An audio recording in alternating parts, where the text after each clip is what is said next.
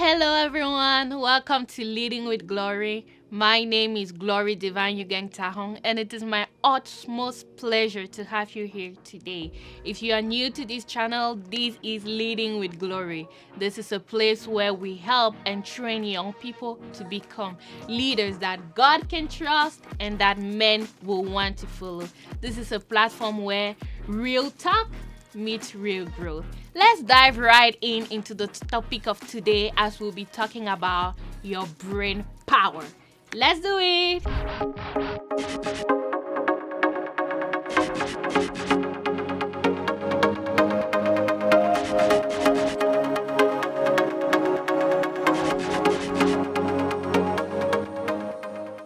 Welcome back to Living with Glory. As I mentioned, my name is Glory, and it is so nice to have you here today. So let's dive right into the topic of today. Today we'll be talking about how to maximize your brain power, or how to maximize your creativity, if you want to put it that way. So let me start with very simple definitions. What do I mean by brain power or brain capacity? Brain power is literally your ability or the ability for your brain to process and store information. If you think about all the memories you have of when you were a little kid, when you were in high school, and all of those, that's kind of showing and depicting your brain power. How much can you process and how much information can you store? The second thing is literally creativity. So what do I mean by creativity? Creativity is literally your ability to recognize ideas and to create solutions to problems that you see every day. Put it that way, it's your ability to create new solutions everywhere for every type of problem. So I want to start this video with a story. I did not know I was creative until 3 months ago. Yeah, you heard me right. It seems awkward, right, to say that I didn't know I was a creative type. But that's so true. I fell into a trap that a lot of us fall into. So this is what happened. I am going to university. I'm currently studying computer science. And with the new computer science trends, all we hear about is AI, artificial intelligence, or even apps. How do you create apps? People are developing apps here and there. It's a very trendy and very fancy thing. And for a long time, I didn't have even a single idea for an app. You hear me right? And I kept telling myself, if I cannot even produce one single idea for an app, then I'm not creative. So 3 months ago, I was sitting in a bus reflecting upon a feature on my phone that I really wish I had. And as I was sitting there thinking about it, it just dawned on me that that was an idea that could be turned into an app. And I started smiling on the bus onto my cheeks, really. You couldn't see my eyes. I was so joyful in the bus. Why? Because I had just realized that I was creative. But wait, does that mean that if you've never had an idea for an app, you are not creative? No, that is actually the trap I was talking about. For a long time, for over 3 years, I thought of myself as a non-creative type because I was boxing myself into what was considered innovative, creative.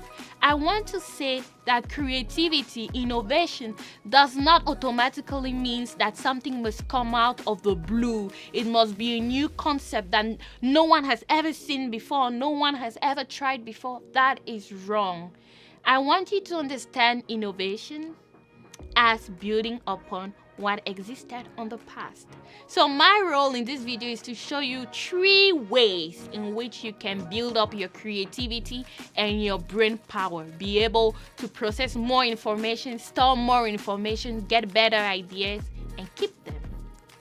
Why is it important? Because believe me, everything that ever existed started as an idea. It started as a concept. It started as a dream. And because it became materialized, it became what we can see. Every great house was first an idea. It was first a drawing on a plan, So every idea you have can help you in 1 year, in 10 years, in 50 years, or even if it doesn't materialize, at least you have that backlog of ideas. So this is my first tip to you. Have a book of ideas. It may sound very ridiculous, and it may even sound very simple, but have a book, a physical book with a pen and a pencil where you can write into. Write down your ideas. If you want to excel, you need to start capitalizing on your ideas, and you need to recognize that you are not as creative every day. There is a specific atmosphere, a specific environment that plunges your brain into innovation, into creativity, into dreaming.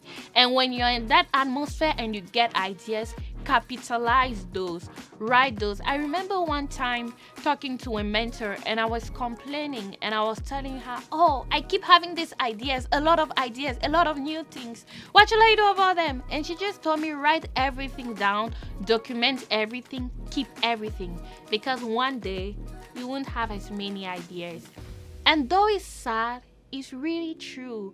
A season of your life may come where you are more busy, where you don't have the free time you have now, when you are no longer a student, or you are no longer in this career path that is a little bit like a comfort zone, or something might just happen and you just realize, oh, I don't get a lot of ideas as I used to when I was younger.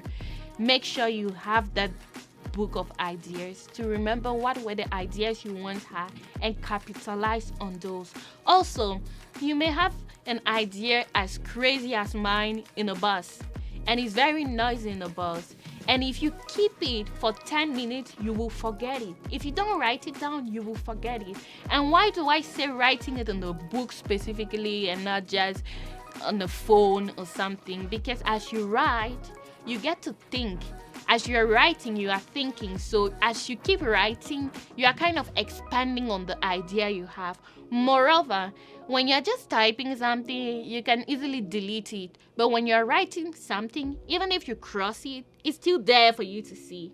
So I will say the first very important tip to not waste your ideas and not waste your creativity is to have a book of ideas. Okay, let's move to the second tip. The second thing I will say is to feed yourself with information. Feed yourself with information.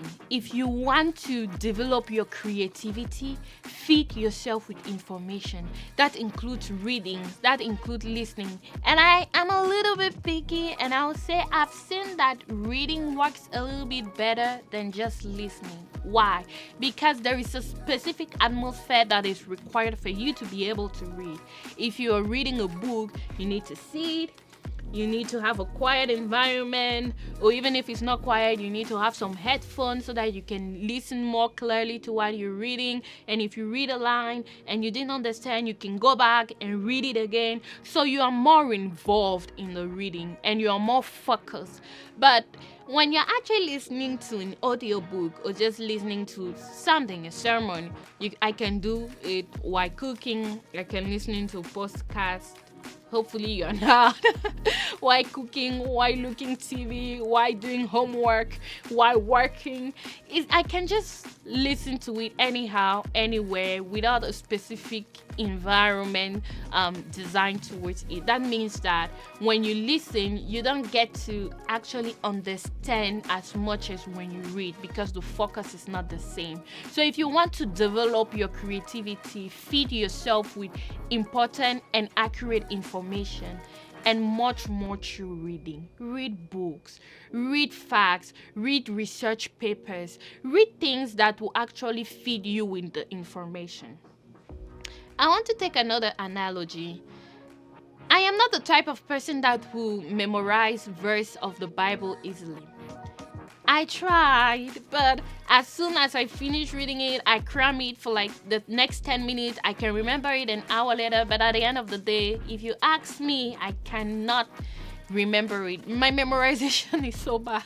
So what did I decide to do? I realized that if I keep reading the same things again and again, At some point, when I try to recall the verse or when I try to recall the quote, it's no longer about what I read, but I can literally see flashbacks of the book and the line where it was, Or if I keep hearing something again and again and again, listening to sermons where the preacher will be like quoting back these verses, or listening to songs that have these verses, or even when I put melody on some verses, I get to remember them easily, because when I try to recall them, I could just refer to the melody, or I could just hear back the voice of that preacher or that teacher at the back of my mind. So I would say, even though it may feel like you are feeding yourself with information and it feels like you are still void of information, it doesn't matter. I know there is sometimes this feeling that I keep feeding myself with information, but it feels like I don't know anything. Ignore that feeling. Most of the times, the information is stored at the back of your head, and when you need it, it will surface back. Just keep feeding yourself consistently with informations that are needed, and you will be okay. So I'll say it again. You want to increase your brain capacity, you want to increase your brain power and your creativity, read a lot. Feed yourself with information. The person who reads knows, the person who listens knows. So feed yourself with accurate information. And let me tell you something.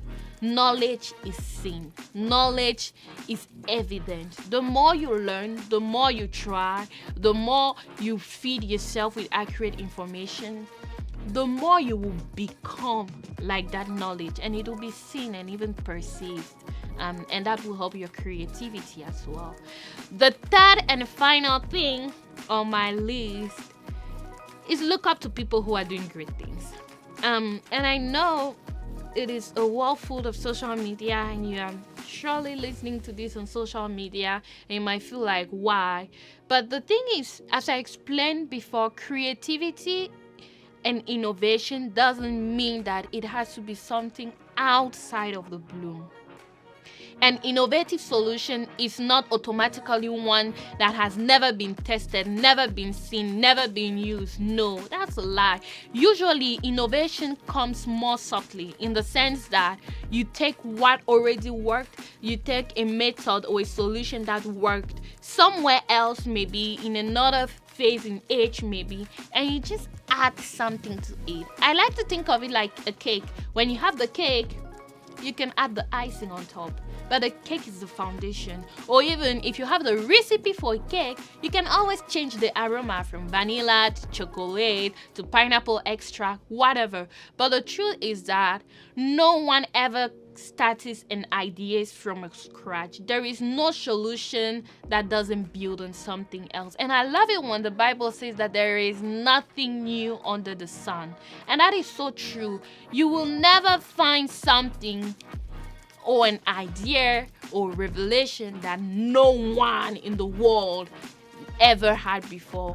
Someone in the 1500s might have had it, and if you are having it right now, it means that you are just resurfacing what was already there. But believe me, there's already so much in the world that most of the times what you need is to take a solution that has already been tested to work, that has already been proven via research and impact to be efficient, and just add something on top. And that something is your own touch to it, and that's what makes it innovative. That's what makes it creative. Maybe you take something that worked in another part of the world and you add something to it that makes it the ideal thing for your community, the ideal solution for the problem within the context where you are.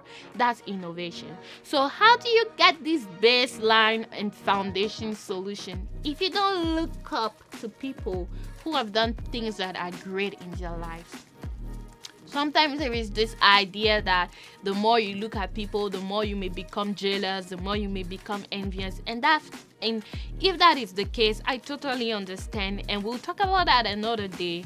But you cannot grow efficiently and fast if you don't look up to what other people have done that worked and that was great. Again, it is important to have a track a baseline. And what best is a baseline? What better as a baseline if not again, it is important to have the basics, a baseline. And imagine if your baseline if something and again, it is important to have a baseline. And if your baseline is the best of somebody else, if your baseline is the best on the market, if your baseline is something that has been proven and tested to work, then what will happen when you add the icing on the cake? It will be fantastic and fabulous. It saves you time, it saves you energy, and it brings your own touch to it. So I will say again, look out for people who are doing great things. Look out for peers. Even Jesus had John the Baptist as his predecessor.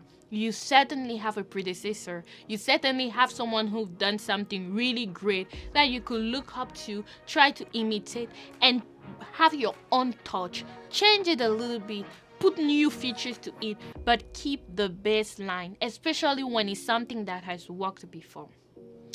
Okay, I don't want to drag on these. These are the 3 tips that I have for you to maximize your brain power and maximize your creativity. Number 1, I said, and I will repeat, have a book of ideas. Jot down your ideas again and again. A book never fails. You won't lose it, not as a phone.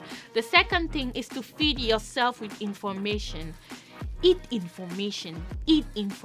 Literally, read. A lot of reading is good. It's hard to read, but it's good. And the third thing, as I mentioned, is look up to people who have done great things and look at what they have done. Look at their solutions and put your touch on those solutions. It was a pleasure having you once again at Leading with Glory.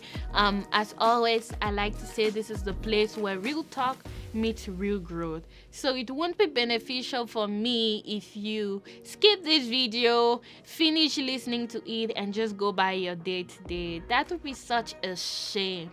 Get a book of ideas. It doesn't have to be a fancy book. It can be a notebook, whatever, and start jotting down your ideas. And maybe write down in the comment sections how many ideas you were able to write down this week or in the next week. The second thing I will say really is to find people you can follow. You can follow their website, you can follow them on social media, you can follow them on YouTube, you can follow them via their books. That's 2 in 1, killing two birds with one stone. You can find books of people that you admire that have done great things. Read their books and try to follow their ideas and templates. Thank you once again and have a great and brilliant end of your week. God bless you.